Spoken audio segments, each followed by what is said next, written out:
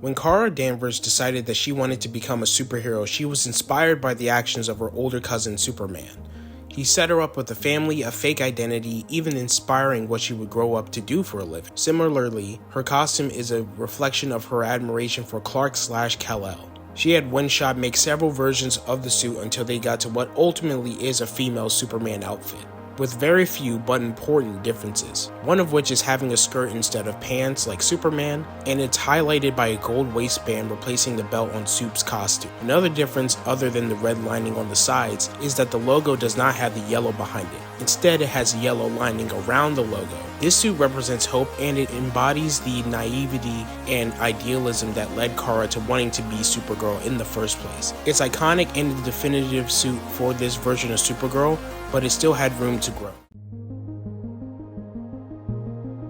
In Season 1, Kara had a dark moment when she had her encounter with Red Kryptonite. In this story, she starts to progressively wear darker and darker clothes until she eventually dons a black bodysuit with the red House of El emblem on it, a suit purposely made to resemble the attire of Non and Astra, the two extremist Kryptonians who took action to save Krypton but were imprisoned on Fort Ross. Her suit reflects how she is becoming a more emotionally reactive and less moral character due to the red Kryptonite. Although the suit itself is rather simple, the imagery of Kara wearing a suit with no personality or character is striking. This was a great use of costuming in Season 1.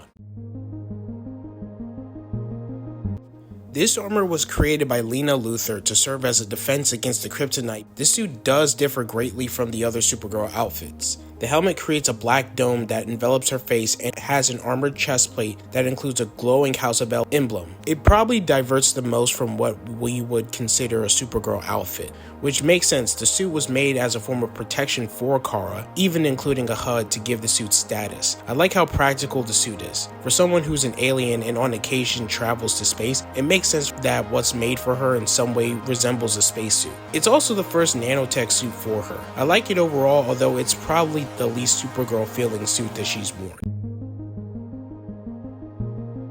This costume is that of the Supergirl clone acquired by the Cosnian military, who went on to be one of the many villains in Season 4. Her suit is a much more militarized version of the Supergirl uniform, its color palette being gray, black, and dark red to signify how this version of the character is a product of indoctrination and propaganda, not reflecting the hope or optimism that exists with the traditional Supergirl costume. This costume also experiments with the idea of Supergirl having pants rather than the skirt in a way that's similar to Overgirl's costume from the Earth X crossover. It reflects a darker Supergirl in a way that's different from the red Kryptonite or the Overgirl suit. This Supergirl can reveal her face by taking her helmet off and has a hammer and sickle replacing the traditional House of El emblem.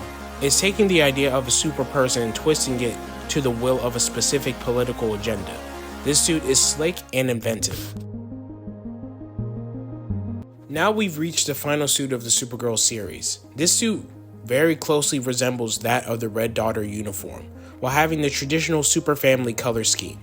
Not only did recombining cause Kara to become more powerful, but it gave Kara the opportunity to reflect on the Red Daughter's humanity. I feel as if the events of Season 4 and dealing with Lex had elevated Kara to a level of maturity never exhibited by her before. That's why I love at this point her costume lost the skirt. It feels like she evolved from Supergirl to Superwoman. Now she's matured and is prepared to handle bigger issues.